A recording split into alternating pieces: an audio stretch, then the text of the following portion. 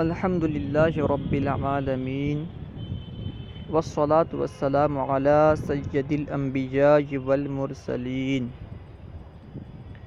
اما بعد فاعوذ باللہ من الشیطان الرجیم بسم اللہ الرحمن الرحیم الصلاة والسلام علیک یا رسول اللہ وعلی آلک واصحابک یا حبیب اللہ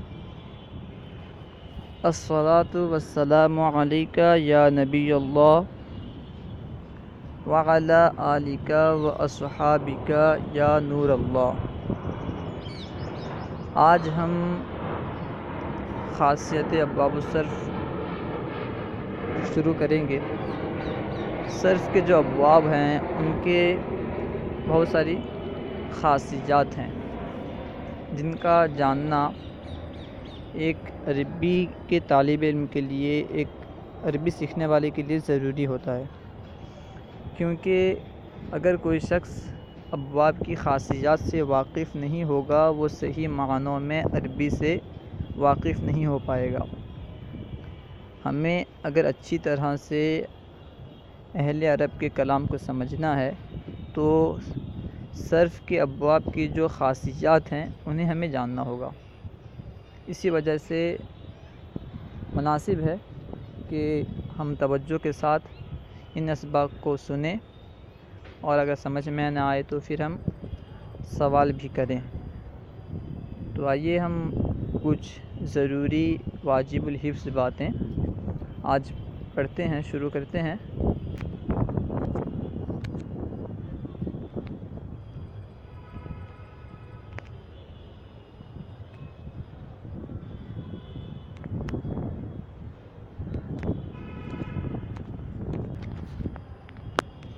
سبق نمبر 1، ابتدائی واجب الحفظ باتیں۔ خاصیات کہتے کسے ہیں، اور اسی طرح اہل منطق بھی خاصہ کا استعمال کرتے ہیں۔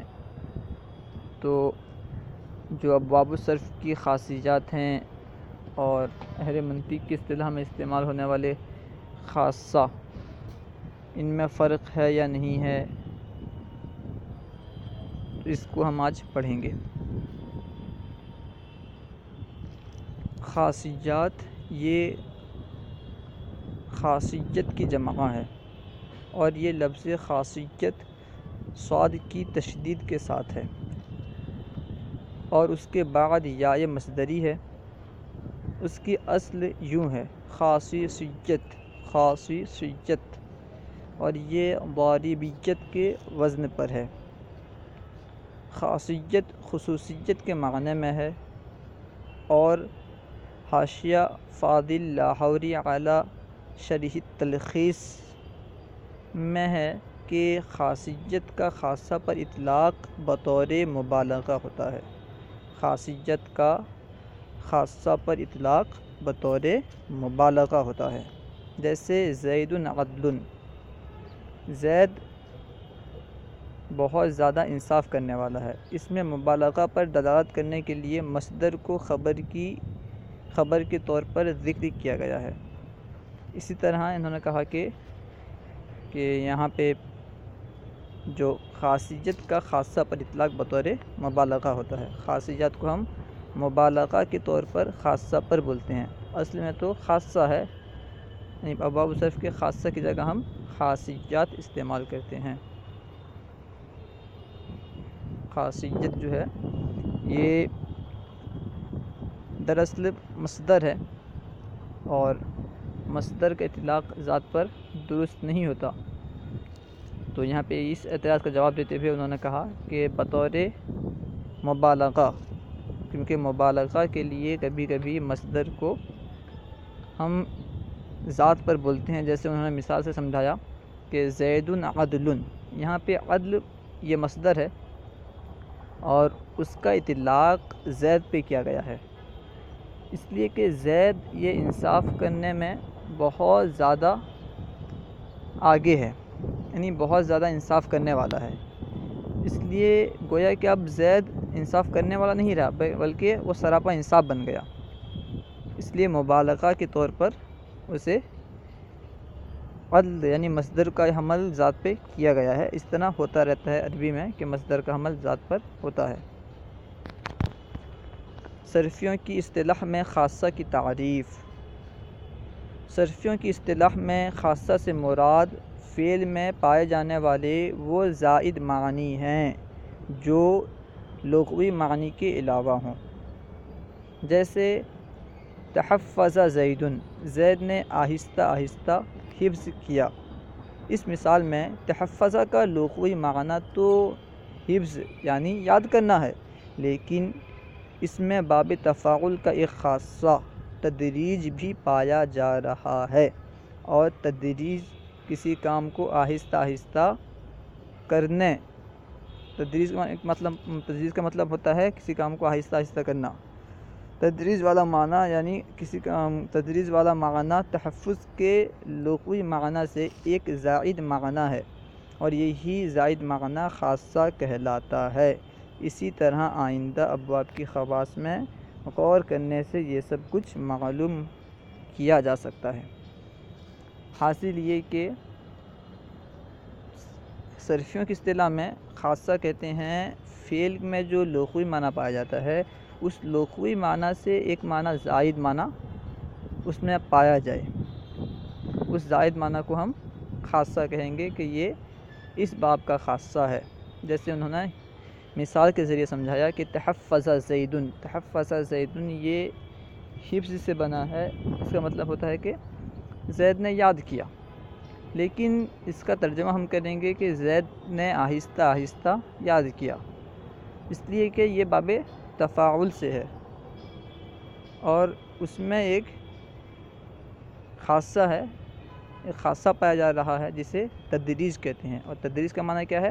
کسی کام کو آہستہ آہستہ تدریج پے در پہ کرنا، آہستہ آہستہ کرنا، اسے تدریج کہتے ہیں۔ اور تدریج والا خاصہ ہے کیونکہ یہاں پایا گیا تحفظہ میں، جس کی وجہ سے اب تحفظہ کا معنی اس کے ایک لغوی معنی سے زائد ہو گیا، حفظ کے ساتھ ساتھ یہ معنی اس میں ایڈ ہو گیا کہ زید نے آہستہ آہستہ حفظ کیا، صرف حفظ کیا یہ نہیں بلکہ آہستہ آہستہ حفظ کیا۔ نوٹ: مناطقہ کی اصطلاح میں خاصہ وہ ہے کہ جو کسی چیز میں پایا جائے، اس کے علاوہ کسی اور میں نہ پایا جائے، جیسا کہ ناطق ہونا انسان کا خاصہ ہے، اس کے علاوہ دوسرے کسی اور جاندار میں نہیں پایا جاتا۔ لیکن یہ بات ذہن نشیں رہے کہ یہاں خاصہ کا وہ معنی مراد نہیں جو منطقی لیتے ہیں، کیونکہ بسا اوقات ایک ہی خاصہ متعدد ابواب میں پایا جاتا ہے، جیسا کہ اتخاذ ایک ایسا خاصہ ہے جو باب ضربہ اور نصرہ دونوں میں پایا جاتا ہے۔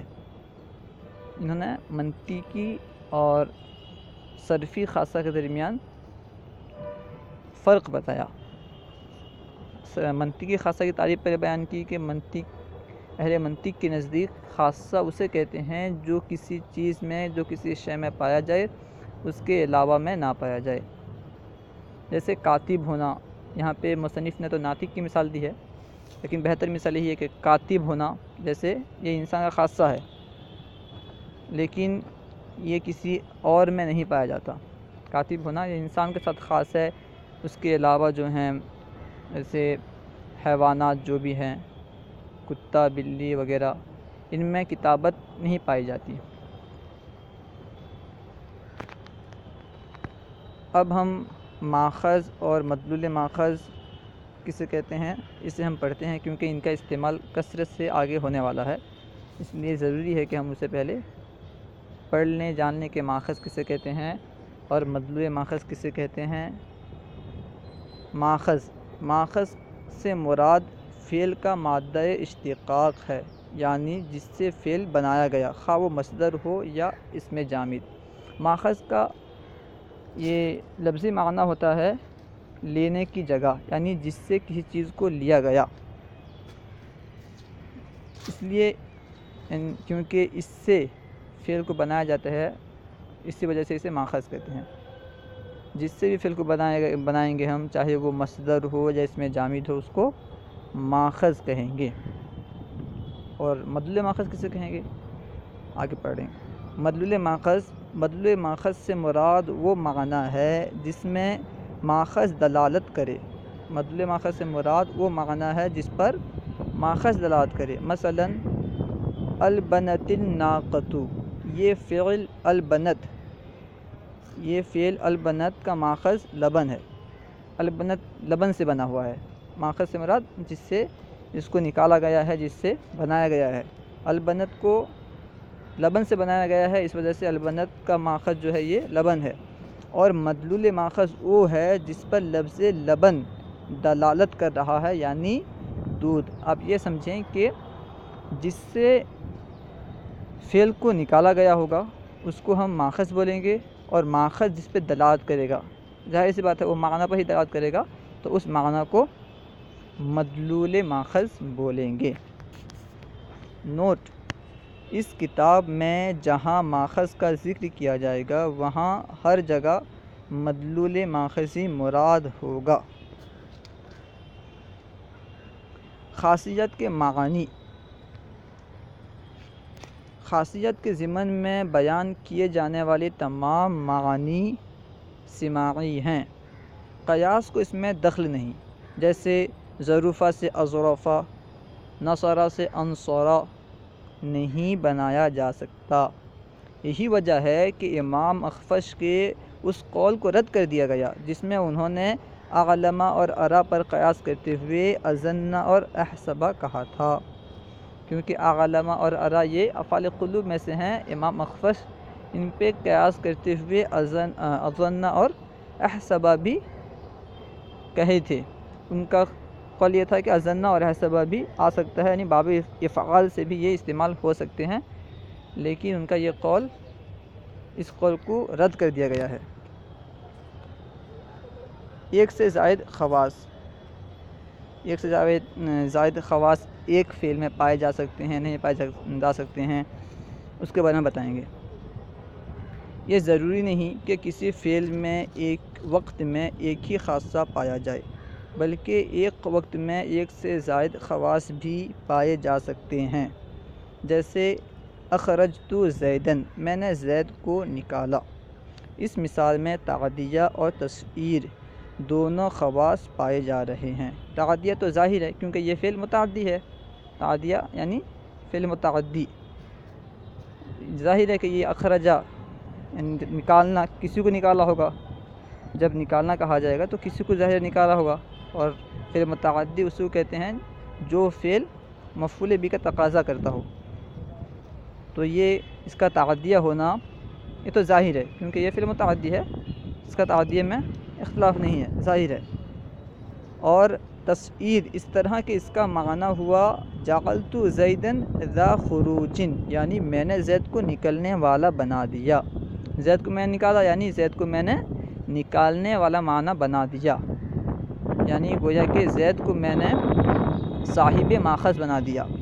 ماخذ اس کا کیا ہوگا؟ خروج، اخرجہ کا یہ خروج ماخذ بنے گا۔ اور کیونکہ میں نے زید کو ہم نے خروج والا بنا دیا، اور جس کے اندر یہ معنی پایا جائے، یعنی جہاں پہ ہم کسی کو ماخذ والا بنا دیں، صاحب ماخذ بنا دیں، تو اس کو اصطلاح صرف میں اسے تصعیر کہتے ہیں، خاصہ تصعیر کہتے ہیں۔ اس وجہ سے یہاں پہ تصعیر بھی پایا جا رہا ہے۔ تصعیر یعنی کسی کو صاحب ماخذ بنا دینا، یہاں پہ کیونکہ زید کو صاحب ماخذ یعنی نکلنے والا بنا دیا گیا ہے، جس کی وجہ سے یہاں پہ تصعیر بھی پایا جا رہا ہے۔ خاصیت ابواب کو بیان کرنے کا طریقہ کار: واضح رہے کہ کتابوں میں خاصیات کو عام طور پر دو انداز میں بیان کیا جاتا ہے۔ الف یعنی ایک، کوئی صیغہ ذکر کر کے اس کے تحت ایک یا مختلف خواص کا نام لے کر صراحتاً بیان کیا جائے، جیسا علامہ عبدالعزیز بحاروی رحمہ اللہ القوی شرح عقائد کی عبارت الحمدللہ المتوحد کے تحت لفظ المتوحد پر کلام کرتے ہوئے ارشاد فرماتے ہیں، علماء عربیہ نے باب تفاعل کے کئی معنی بیان فرمائے ہیں، ان میں سے 3 کا بیان کرنا مقام کے لحاظ سے مناسب ہے۔ نمبر 1، اس باب میں استفعال کی طرح طلب کا معنی پایا جاتا ہے، جیسے تعظم ای طلب العظمت، یعنی اس نے بڑائی چاہی۔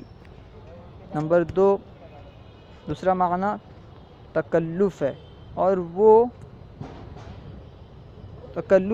وہ کسی صفت کے ساتھ متصف ہونے میں مشقت اٹھانا ہے، جیسے تحمل، یعنی زید نے، یا جو اس کا فاعل ہوگا، یعنی اس نے بتکلف بردباری اختیار کی۔ تیسرا معنی سیرورت ہے، اور وہ یہ کہ بظاہر بلا صنع صانع، یعنی کسی بنانے والے کے بناوٹ کے بغیر کسی شے کا ایک حالت سے دوسری حالت میں بدل جانا، جیسے تحجر الطین، یعنی آگ پر پکائے بغیر گارا پتھر بن گیا۔ تحجر الطین یعنی گارا پتھر بن گیا، بغیر پکائے گارا پتھر بن گیا۔ نمبر با، خاصیات کو بیان کرنے کا دوسرا طریقہ یہ ہے کہ کسی صیغے کو ذکر کر کے اس کی خاصیات بغیر نام لیے اشارتاً بیان کیا جائے، جیسے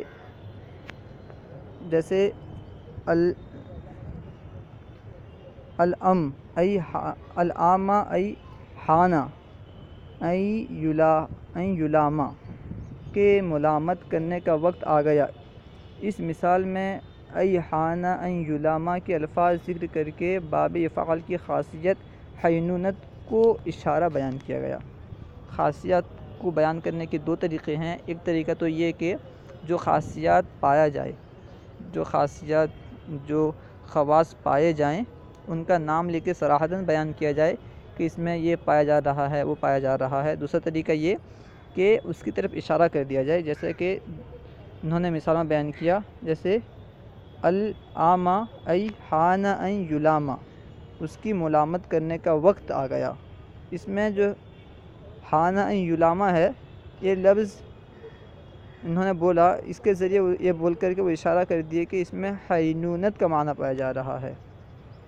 صلو علی الحبیب صلی اللہ تعالی علی محمد۔